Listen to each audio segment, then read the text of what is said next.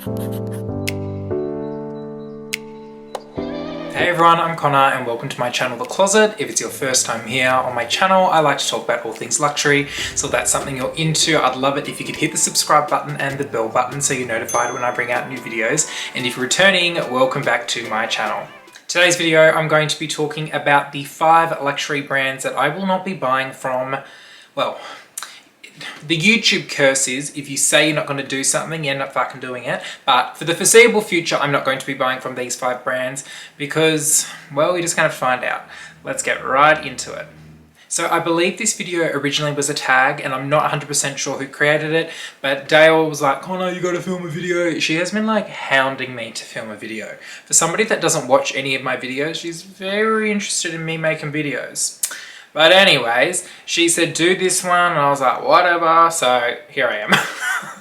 But basically, the 5 luxury bags that or brands that I will not be buying from goes as follows. The first one, Versace, or Versace as everyone now says. It's just too much. It's too much for me. It's very gaudy. It's very full on. I can't. I'm not in, like, it's just not my style. A lot of bags that they have, they're just so, like, Versace. They're very, like, why they be doing so much? Like, let me have a look at their website and just see if there's one bag that I would even own. Say I could get gifted it. Let's have a look. So I'm having a look on their website. Everything's got big old fucking Medusa head, so I don't like that one bit. It's all too much. Like, it's all just gold and lots of black, boring kind of stuff. The La Greca signature kind of monogram print, it's given me Dior vibes, but it's just, yeah, it's just not me. So, I mean, I haven't seen a Versace bag I've ever liked, so I can't imagine me getting one in the future. I don't think they're ugly, they're just not me, so thumbs down Versace, thumbs down. Next on the list is YSL. Oh, YSL, they do try, but so many of their bags are fucking boring. They're boring. There's no colour. Everything is just like boring. And like, I am conservative. Like, I wear very boring colours, but their stuff's just very boring. Like, I look at 90% of their bags, and I'm talking more about the men's range for myself. Like, I could have invented that. They're just boring. The only bag that I think a lot of men do buy from YSL, though, are the Sac de Jours. They do kind of have this, you know, men's business chic kind of appeal to it. I don't mind the Sac de Jour, but I think for the price that they are, whatever they are, $4,000 to $5,000, like, you can find something a lot better that's a lot more fun, probably even cheaper. So, like, I don't mind the silhouette of the Sac de Jour. I'm more like the newer kind of north-south version. But they're just snooze fest. Like, there's nothing signature about them, I guess. And for that price point, you'd probably want something that's a little bit signature. But, yeah, so many of their stuff. They just need to bring out some colour or some fun bags. Fun bags. They've just got to come up with something that's a bit better. They need to appeal to me. But yeah, also I've gotten a few YSL bags through consignment before, and like, they might only be 3 or 4 years old, and or even less, maybe 2 years old, and the leather is just really poor quality. I don't know what kind of leather they use, if it's even leather, but I just find the quality after a few years to be really bad. The hardware is always a bit dinky, and all the kind of leather always has this sticky, like, tacky residue to it after a few years. I think Jessie Style has done videos on YSL quality before, and I think she's mentioned the tackiness on the leather. More so I've seen it on the pebbled leather, which I guess is like caviar leather, so it's like fake-ish, if you know what I mean, like it's like coated. But yeah, I don't know. Let me know what you think with that one, but I just find the bags to be fucking snooze fest. Next on the list is Bottega Veneta. Now, I probably might eat my words with this because I guess I could see myself purchasing a Bottega bag somewhere in the future, but what I've seen previously and currently with their collection, I just find it like lackluster, and for the price point that these bags are, they're quite expensive. They're definitely up there with some of the more expensive luxury brands. I think if you're spending that kind of money, like, you should be getting something, you know, with the bells and whistles. It should be able to clean your kitchen. But it's just, I guess that's their aesthetic. It's very like minimalistic, and I guess they put a lot of their appeal into the intricado, I can't say that word, into the weaving, which, you know, that's their signature. So I do get that, and the craftsmanship, from what I've heard from people who do own these bags, it's impeccable. It's definitely worth the money, and yeah, but I just find they use a lot of lambskin with the weaving, and it's not my favorite leather. I really don't like smooth leather. Granted, it probably has a bit more texture because it is weaved in, so it's not just one big flat bag. It's, you know, like weaved. So I guess I would make that compromise, but I just boring. Like, a lot of their bags are just very boring to me. They're just very simple, and unless you are in love with that kind of weaving pattern, that's all they really kind of have to offer, from what I've seen anyways.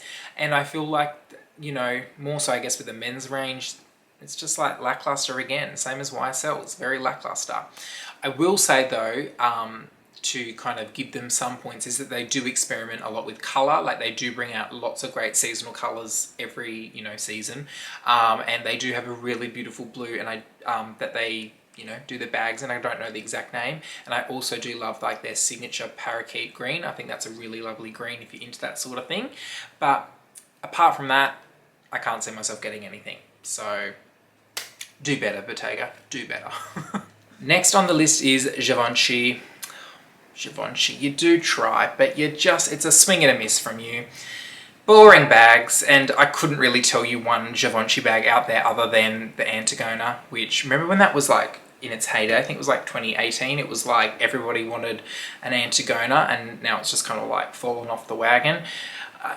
I mean, like, they haven't done anything. Like, what have they done that's nice? I couldn't think of anything recent. The only thing that comes to mind is like their collaboration with Disney, and even that, like, they could have done a lot better. Like, if you've got the Disney money, you can like make something pretty. And they just stuck with like Dalmatians, which is all black and white. So, like, I don't know. Maybe they need a new creative director. Maybe they need to just revamp the brand, but I couldn't tell you the last time I saw a Givenchy bag, or I heard somebody wanting to buy one, or someone who's bought one. Just lackluster again. And I don't know if they're doing too well. Like, someone go check up on Givenchy, because I don't think they're okay. But yeah, like, I had a look on their website before, and I was just like, is that it? Is that what they'd be doing? So yeah, I can honestly say I can't see myself purchasing a Givenchy bag anytime soon, and I hope it stays that way.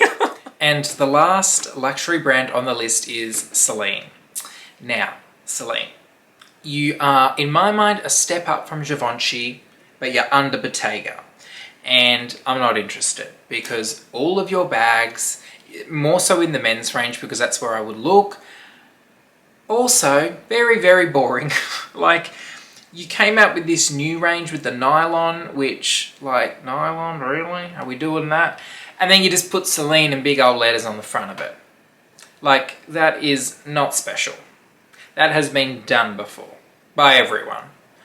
And you're charging me $2,500 for a nylon sack that says Celine on it in white writing.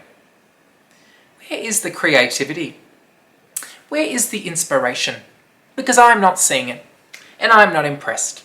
And my dollars will be saved because I ain't spent it on that. But in all seriousness, maybe that's their appeal. It's very vanilla, but it is like very vanilla bags. Sure, they're probably great quality. They're probably, you know, suit somebody's aesthetic out there, and they are quite popular.